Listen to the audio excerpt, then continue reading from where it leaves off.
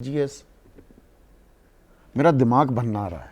दरअसल आईपीएल के चेयरमैन अरुण धूमल वो कह रहे हैं कि उनको तो कार्यक्रम की कोई जानकारी ही नहीं थी, किसने किया उन्हें पता नहीं। बीसीसीआई के उपाध्यक्ष अब कार्यकारी अध्यक्ष भी बन ही गए हैं। राजीव शुक्ला वो चूक की बात ही नहीं करते। ये कार्यक्रम इसका आयोजन किसने किया ये कैसे नहीं पता लग पा रहा। देखिए संदीप, मैं तो बस इतना कहूंगा कि जवाबदेही तय होनी चाहिए और जवाबदेही इसमें सीधा से सीधा तो उसमें क्रोनोलॉजी पहले हमें एस्टैब्लिश करनी होगी ना कि आयोजन किसने किया। आरसीबी का मैनेजमेंट सबसे पहले, मैनेजमेंट, क्योंकि अगर टीम जीतती है तो उसके बाद से आरसीबी का मैनेजमेंट ही तय करता है कि हमको सेलिब्रेट करना है और हमारे ये सारे खिलाड़ी अभी अवेलेबल हैं। ये कल नहीं होंगे क्योंकि कल जॉश हेजलवुड वापस ऑस्ट्रेलिया चले जाएंगे वर्ल्ड टेस्ट चैंपियनशिप खेलने के लिए।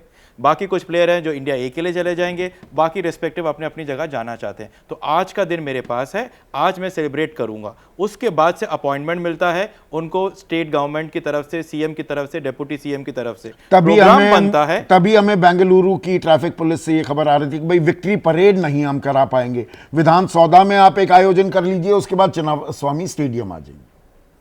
देखिए, सबसे बड़ी बात यहां पर यही है कि हम अपने फैंस को ग्रांटेड लेते हैं। जो उस कंडीशंस में फैंस स्टेडियम में आके देखते हैं उसकी तो मैं जितने मैं बयां करूं वो शायद उतना कम होगा। उसके बाद जो जवाबदेही है वो ये है कि आरसीबी की तरफ से 3 बड़ी चूक हुई। एक कि आपने अपने आप से ट्वीट करके जानकारी दी। ट्रैफिक पुलिस कहता है कि ट्रैफिक कंजेशन के चलते कोई विक्ट्री परेड नहीं होगा। उसके आधे घंटे के बाद आरसीबी अपने ऑफिशियल तरीके से अपने हैंडल से कहता है कि विक्ट्री परेड होगा, 4 बजे यहां होगा, 5 बजे परेड होगा, 6 बजे चिन्नास्वामी में स्टेडियम होगा। उनका कोई मतलब नहीं है ये सब ट्वीट करने का। ये एडमिनिस्ट्रेशन का काम है, वो बताएगा कि आपको कहां, कब, किधर, कैसे करना है। पहली चीज। और सबसे बड़ी चीज, जब ये बात बाहर आ चुकी थी कि यहां पर लोगों की जान जा चुकी है, उसके बाद से लेकर एक ट्वीट आया है और उस ट्वीट में सिर्फ सेलिब्रेशन की बात हो रही है। यहां पर जाकर बीसीसीआई के राजीव शुक्ला को आकर अंदर बोलना पड़ा कि अब बंद करो ये सेलिब्रेशन, बस खत्म करो, बाहर माहौल ठीक नहीं है, तब जाके सेलिब्रेशन। आरसीबी की तो चूक आ गई सामने, और जो कर्नाटक सरकार थी वो क्या कर रही थी, मतलब they were just trying to oblige RCB कि अरे 18 साल बाद ये आपने कमाल कर दिया।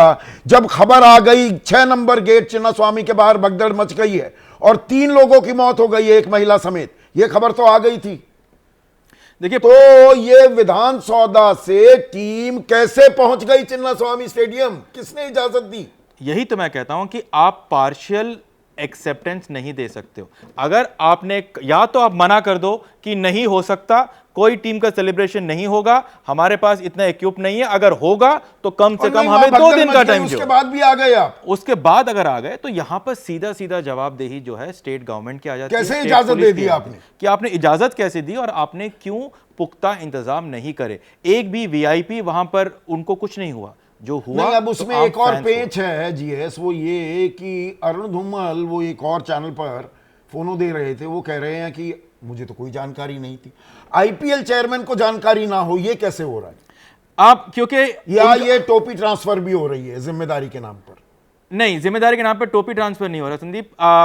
अरुण धूमल बिल्कुल सही कह रहे हैं, क्योंकि उनको जानकारी होनी भी नहीं चाहिए, क्योंकि उनका रोल टूर्नामेंट को कंडक्ट कराना था और सही तरीके से उन्होंने किया। रात को अहमदाबाद में कोई दिक्कत होती तो अरुण धूमल की जिम्मेदारी बनती। वहां से जब टीम बेंगलुरु पहुंच गई तो उनका कोई लेना देना वाकई में नहीं है। लेकिन यहां पर जिम्मेदारी आरसीबी के मैनेजमेंट भी है, क्योंकि 3 महीने से आरसीबी का मैनेजमेंट सरकार को सरकार भूल जाए। बिल्कुल, क्योंकि अगर आपका डेप्यूटी सीएम टारमैक में जाता है, नहीं कर सकते कि इतनी भीड़ आएगी। ये तो वही बात हो गई जो योगी सरकार और बीजेपी लगातार कह रही थी कुंभ के बारे में, और आस्था का ऐसा सैलाब आया, हम करें तो क्या करें। यहां पे ये कहने लग जाए फैंस का ऐसा सैलाब आया, जज्बातों का ऐसा सैलाब आया, हमें अंदाजा नहीं था।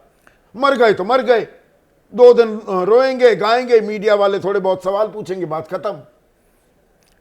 अगर ऐसा होगा तो then they are living in a fool's paradise. अगर आपको आरसीबी के बेंगलुरु में रहते हुए अगर आरसीबी के फैंस का, उनके पैशन का आपको अंदाज़ा नहीं है, तो मुझे नहीं लगता कि आपको कोई अधिकार है वहाँ की सिक्योरिटी और वहाँ के एडमिनिस्ट्रेशन को संभालने का। गणेश, तैयारियां अगर हम देखें, वर्ल्ड कप भी हमने जीता, यहाँ तो वर्ल्ड कप भी नहीं जीता है।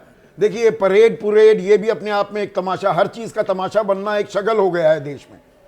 आप कोई वर्ल्ड कप नहीं जीत के आए हैं, देश का कोई ऐसा सम्मान आपने बढ़ाया नहीं है। और बेंगलुरु की टीम जीती, अच्छी बात है, 18 साल बाद जीती, सही है, पर ये कोई विशुद्ध कन्नडिगा टीम थोड़ा है।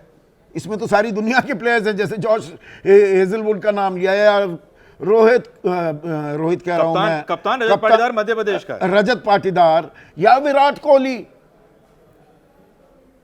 तो चलिए उसको अभी दूर करते हैं, अलग करते हैं।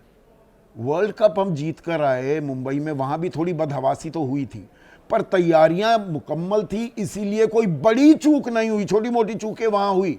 यहां क्यों नहीं वो सारे लेसन्स या स्टैंडर्ड ऑपरेटिंग प्रोसीजर्स इस्तेमाल किए गए? ये देखिए संदीप, मुझे ऐसा लगता है कि मुंबई के कवरेज के दौरान हमने देखा कि उनको एक टाइम पीरियड मिला था इंतज़ाम करने के लिए, लेकिन मुंबई का क्राउड और अगर बेंगलुरु क्राउड की तुलना करें तो 4 गुना ज़्यादा वो क्राउड था और उसको मैनेज करना बहुत डिफ़िकल्ट था। लेकिन एक बात कॉन्शियसली मुंबई पुलिस ने वहाँ समझी कि एक जगह अगर क्राउड आ जाएगा तो उनको मैनेज करना दिक्कत होगा। इसी वजह से एयरपोर्ट से लेकर मुंबई या वानखेड़े स्टेडियम तक मुंबई पुलिस ने किसी व्यक्ति को सड़क किनारे मुंबई की वर्ल्ड कप जीतने वाली टीम को देखने के लिए रोका नहीं। वो बस बंद थी, विक्ट्री परेड ओपन बस का वानखेड़े स्टेडियम के बाहर मरीन ड्राइव प्रोमेनेड में किया गया था, लेकिन किसी को रोक नहीं थी कि अगर आपको प्लेयर्स को देखना है तो आप अंधेरी एयरपोर्ट के पास आके देखिए, बांद्रा में रुक के देखिए, वर्ली में रुक के देखिए, अपने बिल्डिंग से देखिए, वहाँ से आपकी गाड़ी जाएगी। तो उस वजह से क्राउड डिस्पर्स हुआ, भले ही छोटी संख्या में हुआ लेकिन डिस्पर्स हुआ।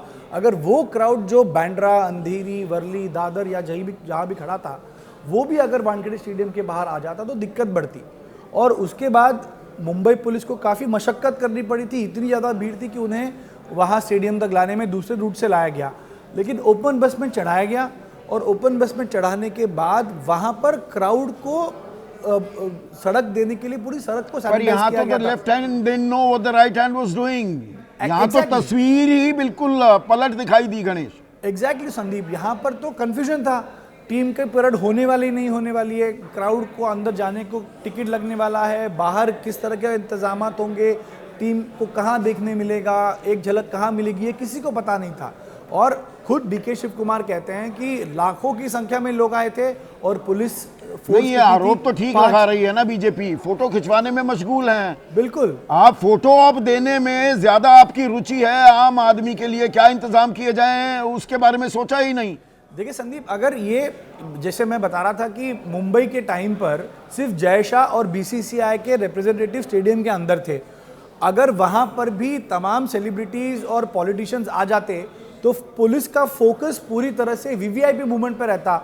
यहाँ वही हुआ, आधा पुलिस का फोकस तो सीएम, डीसीएम, गवर्नर और बाकी जो उनके साथ आए होंगे उनकी गाड़ी को क्लियर करने में, उनकी सिक्योरिटी में लगा होगा। देश का शगल है क्या?